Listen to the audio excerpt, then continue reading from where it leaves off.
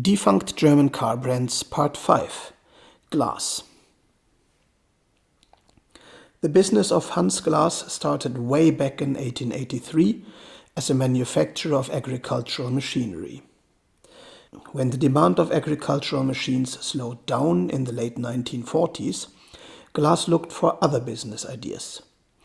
While vacationing in Italy, they saw lots of scooters driving around, so they thought this would be an option for the German mobility market too. Most Germans were unable to afford a car due to the widespread poverty immediately after World War II, but there was a big demand for mobility. Motorcycles were too uncomfortable for many, but scooters offered a limited amount of protection against the elements. Using an air-cooled one-cylinder two-stroke engine manufactured by renowned engine maker ILO, they developed a scooter, which they named after Hans Glas' grandson Andreas, whose nickname was Gogg. The Goggo scooter was born. Hans Glas foresaw that the motorcycle boom in West Germany would come to an end and that customers would want a car, albeit a tiny one. Development started in 1952 and production commenced in 1955. Aircraft engineer Karl Dompert developed an ultra-lightweight body, while Felix Dosekal, formerly employed by pre-war car maker Adler of Frankfurt, constructed a lightweight air-cooled 250cc two-cylinder two-stroke engine sitting in the rear, producing 13.6 horsepower. Originally it was a frugal car with minimal equipment, which could be driven even without a driver's license for cars. It was lacking everything that was not absolutely necessary to drive 4 people around town. Even a second windshield wiper was not offered until 1957. The only available color was an off-white tint named Sahara Beige. In 1957, 300 and 400cc engines became available, producing 15 and 18.5 horsepower respectively. The suicide doors were abandoned in 1964. In 1957, 2 more variants were added to the range. The Goggomobil TS was a 2-seater coupe with emergency seats in the rear and a stylish wraparound rear window. The Goggomobil TL was a tiny delivery van, also available as a pickup. Most of these were bought by the West German national mail service Deutsche Bundespost. The car was made as simple as it could get. The air-cooled 2-cylinder two-stroke engine was transversely mounted in the rear, avoiding having to use heavy shafts or expensive constant velocity joints. Both axles are swing axles with coil springs and telescopic shock absorbers. The steering is of the rack and pinion type, allowing for a turning circle of only 9 meters. The 4 drum brakes are hydraulically operated. The unsynchronized 4-speed gearbox was shifted with a short floor-mounted lever in an open shift gate. An electric pre-select semi-automatic gearbox was offered as an option. Before shifting, the next gear had to be pre-selected using a tiny lever on the dashboard. The actual gear shift was then initiated by pressing the clutch pedal. The fuel tank was behind the rear seats. The fuel cut-off valve was manually operated with a lever that stuck out from the back shelf. Production of the sedan and the coupe ended in 1969, 2.5 years after BMW had acquired the Glas business. 214,313 examples of the sedan and 66,411 coupes had been built. The transporter van was taken out of production in 1965 after 3,667 examples. Between 1955 and 1961, the Goggomobil was imported into the USA, and there were even rumors that Studebaker wanted to produce it under license. However, the annual numbers sold never reached 600 cars. In Poland, an unlicensed rip-off named Mikros MR300 was built between 1957 and 1960. Only 1,728 cars were ever sold. Buckle Motors of Sydney, Australia, used the technology of the Goggomobil to produce a tiny fiberglass-bodied roadster named Dart between 1959 and 1962. Munguia of Bilbao, Spain, produced the Goggomobil in license. They even developed a sedan without the rear windows, having storage for goods instead of rear seats, a station wagon, and a self-developed van with a cargo space made from corrugated iron. Former Borgward dealer Walter Schätzle built an even more minimalist vehicle named the Shopper between 1970 and 1974. That thing was only available with flat body panels in black and orange, hung up on a space frame made from steel tubes. It was more expensive than the Volkswagen Beetle, offered less comfort and power, safety was questionable, and the build quality was abysmal. Car buyers preferred the tiny Fiat 126 offered for the same price. After 1,700 produced examples, the company went bankrupt, even though they received subsidies from the West German government for being located in West Berlin. Glas had planned a facelift of the Goggomobil, developing an up-to-date body around the existing technology. 3 prototypes were built in 1961 under the development code M61, but when it became apparent that the company lacked the money for new factory equipment, the project was stopped. One of the prototypes was made roadworthy in 1969. It is on display in an automobile museum and is occasionally shown in drivable condition at car shows. With increasing prosperity in West Germany, a minimal car like the Goggomobil was harder to sell. Buyers' priorities shifted towards bigger and more comfortable cars. Consequently, sales of the Goggomobil declined by the end of the 1950s. Glas recognized that they had to offer a bigger, more powerful and comfortable car. As early as 1957, a prototype was shown at the International Motor Show IAA in Frankfurt. It had a 2-cylinder 4-stroke horizontally opposed OHV engine mounted in front of the front axle and had front-wheel drive. When driving tests began, the construction proved to be severely nose-heavy, leading to unacceptable driving characteristics. Moving the drivetrain further back would have required a complete reconstruction of the car. Instead, a rear-wheel drivetrain was hastily developed. The 4-speed, fully Porsche synchronized gearbox, which was constructed for front-wheel drive, was turned by 180 degrees, leading to an unusual shifting pattern with the odd gears located at the bottom and the even gears at the top. Production commenced on June 12, 1958. The little car looked quite fashionable, with a wraparound windshield and little tail fins with keyhole-shaped tail lights. The car was a unibody construction, a very modern feature at the time. The air-cooled engine had a capacity of 584 cc and delivered 20 horsepower, enough for a top speed of 98 km per hour.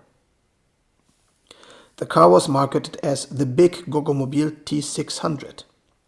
From August 1958 on, a bigger engine option with 688 cc, 30 horsepower and a top speed of 110 km per hour became available as the Big Goggomobil T700.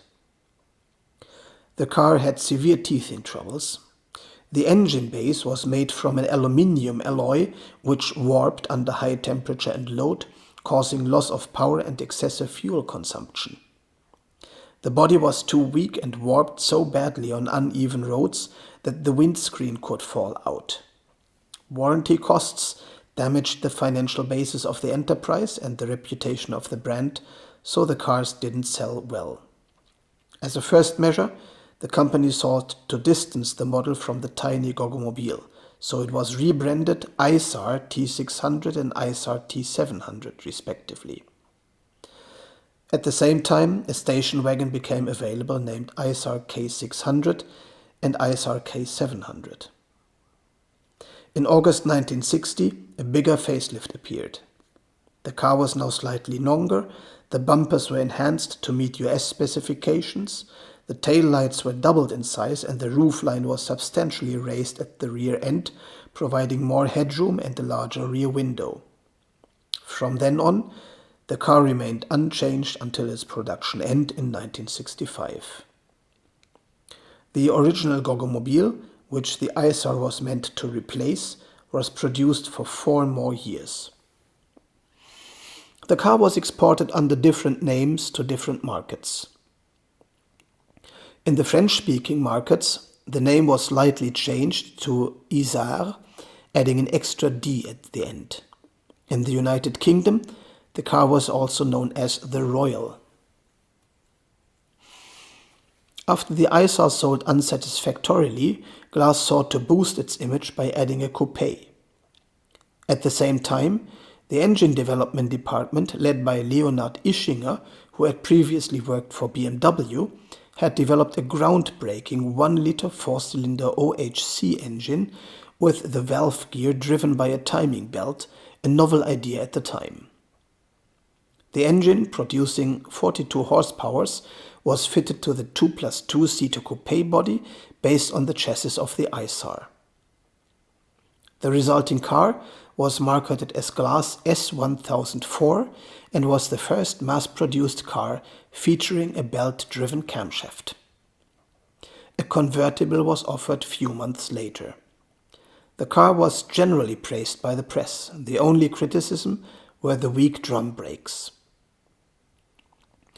The design of the car was so different from the Isar that it was recognized as a completely new model by the public, which demanded a full 4-seater. This could be relatively easily done, but required the engine to be increased to 1.2 liters, now producing 53 horsepower. The 2-door, 4-seater model named Glas 1204 was offered from January 1963 on.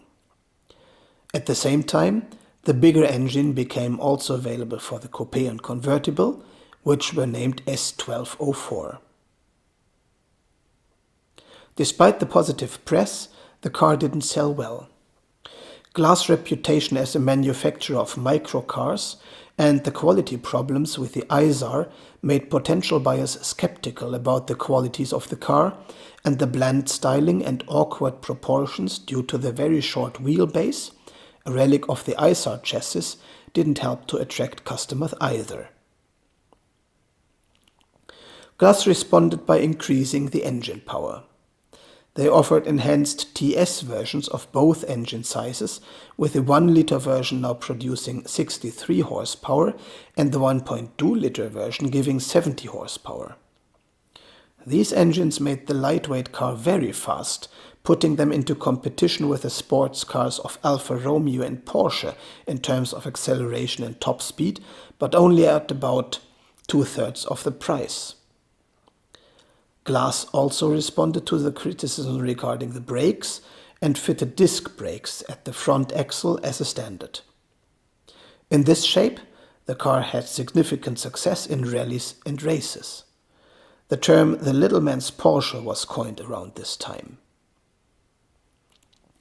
In 1964, the 1.3-liter engine used in the sports coupe Glas GT, introduced in detail in the next chapter, was introduced in the 04 models, now being named 1304 TS and S1304 TS respectively.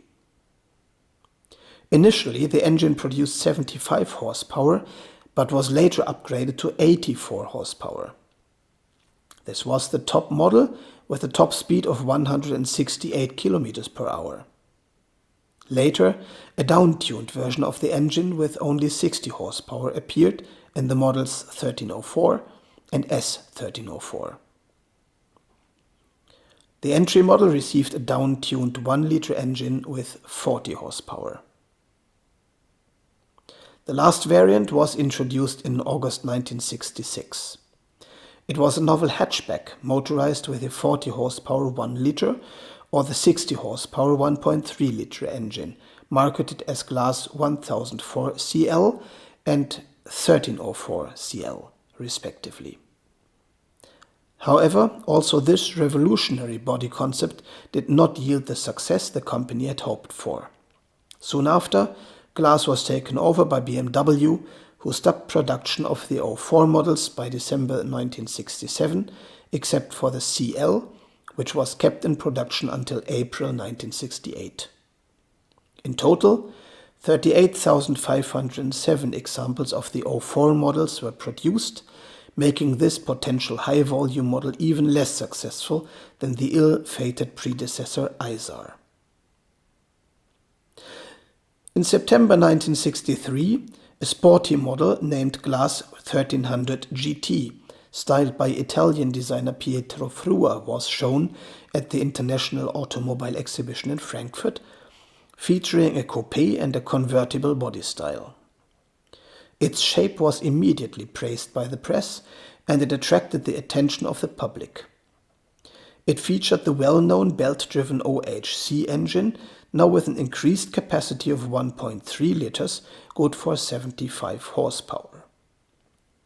Half a year later, in March 1964, delivery of the coupe to customers began. The convertible started 4 months later. The production process was cumbersome. Coach builder Maggiora of Italy made the bodies, which were transported to Dingolfing to be completed with engine, drivetrain, suspension and interior fittings. The bodies were transported unpainted on open rail cars over the Alps at all seasons.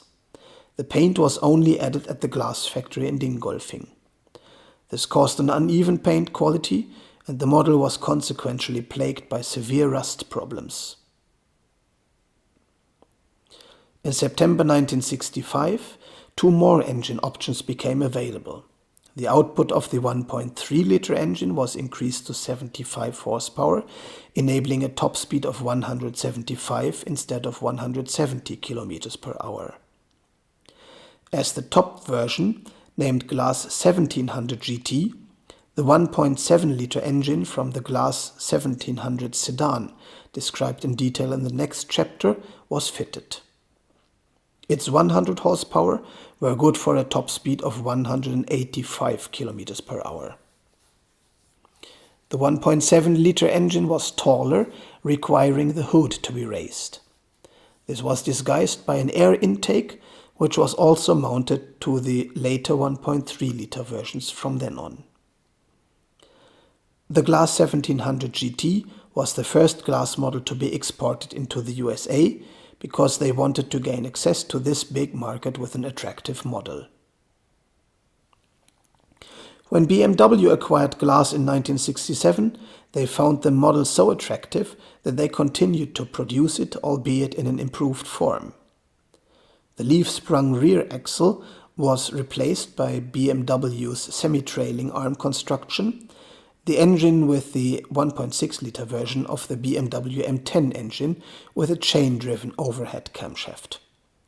The front grille was modified to feature the trademark BMW double kidney, and the round tail lights of the BMW O2 series were fitted to the rear. In this form, the car was produced as BMW 1600 Ti until August 1968. Only the coupe was available. The convertible had been cancelled. Production ended in August 1968. In 3.5 years of production, 6,827 examples were built. The prototype of a large sedan was shown at the International Automobile Exhibition in Frankfurt, together with the GT models. This prototype was designed by Pietro Frua as well, and was strongly reminiscent of a design that Frua had developed for the Goliath brand of the Borgward Group, which was introduced as Hansa 1300. This prototype, named Glas 1500, was far from being production ready. During test drives after the show, it became apparent very soon that the 1.5-liter engine with 70 horsepower was too weak to provide adequate performance, in particular the projected top speed of 150 km per hour, a problem that other car manufacturers faced as well, since the customer demands developed rapidly in the early to mid-1960s. Bore of the existing engine had reached its limits at 1.5 liters, so the only solution was to increase stroke. That made the engine taller and required additional research and development, leading to a 1-year delay for market introduction. The model was finally introduced in September 1964 with a 1.7-liter engine producing 80 horsepower, enough for a top speed of 150 km per hour. The front suspension was a double wishbone construction. The rear suspension featured a live axle on longitudinal leaf springs with panhard rod. A rarely ordered option was an automated version of the 4-speed gearbox with a clutch and gear shift operated by servo motors controlled by an electronic control unit. Note that this was the mid-1960s. 1 year after its introduction, engine power was increased to 85 horsepower. The top speed was now 155 km per hour. An optional high compression variant of the engine gave a power output of 100 horsepower and a top speed of 170 km per hour. This top model was marketed as Glas 1700 TS. The model was immediately discontinued after BMW had acquired Glas after only 3 years of production and 13,792 examples. BMW didn't allow in-house competition for the 1800 and 2000 models. However, they sold the tooling for the body to the South African BMW importer Pareto Monteerders, who had long thought of establishing a production line. The more sophisticated manufacturing procedures of the BMW new class, however, were not suitable for South Africa. With a facelift to resemble BMW trademark features, the cars were sold as BMW 1800 GL, BMW 1800 SA, BMW 200 GL and BMW 2000 SA. A later facelift featured front grille, headlamps and taillights of the brand new BMW 520. In this shape, the glass body was kept in production in South Africa until 1974. More than twice the number of examples were built in South Africa than under Glas in Germany. The last model developed and built by Glas GmbH was the ambitious Gran Turismo Coupe Glas V8. The decision to develop such a car was encouraged by the unexpected success of the smaller GT models. A 2.6-liter V8 engine was developed on the basis of the existing 1.3-liter inline-4 engine and featured 2 overhead camshafts driven by 2 timing belts. Pietro Frua was assigned again to design the exterior of the car.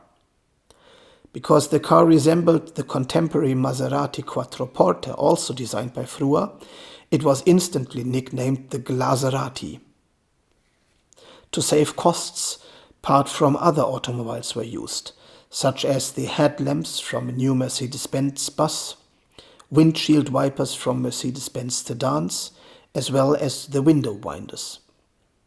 The prototype was shown on the International Automobile Exhibition in Frankfurt in September of 1965. Engine problems, particularly with proper delivery of fuel-air mixture, meant that the market launch was delayed by almost a year, and the engine did still not produce the desired power to reach a top speed of 200 km per hour. A novelty were the self-leveling hydromat shock absorbers. The first cars were delivered in August 1966. A 3-liter variant of the V8 engine was under development since February 1966, but did not reach a production-ready stage before BMW took over Glas in November 1966. After long discussions, BMW decided to build the car with a 3-liter engine under the name BMW Glas 3000 V8. With now 160 horsepower, the car reached finally the desired 200 km per hour. Ongoing development of a 3.2-liter variant with 175 horsepower were cancelled. Production ceased in May 1968 after only 718 examples built. During the summer of 1966, it had become apparent that the business was no longer sustainable. There were too many models with too many variants in production for such a small family-owned business, and the low production volumes made manufacturing too expensive to complete on an ever more demanding market. Hans Glas agreed to be paid 9.1 million Deutsche Mark, which would be about 20 million euro in today's money, to sell his business to BMW. The Glas models were discontinued one after the other by the new owner, and BMW went on to produce its own models in Dingolfing. Neither did BMW directly profit from the small cars produced by Glas, nor by the advanced engineering regarding engines and transmission. Nowadays, Dingolfing hosts the biggest BMW factory in Europe. Hans Glas' grandchild of the same name and brother of the namesake for the Goggomobil was employed for a long time at the BMW factory in Dingolfing, and from 1998 to 2004 served as the factory manager.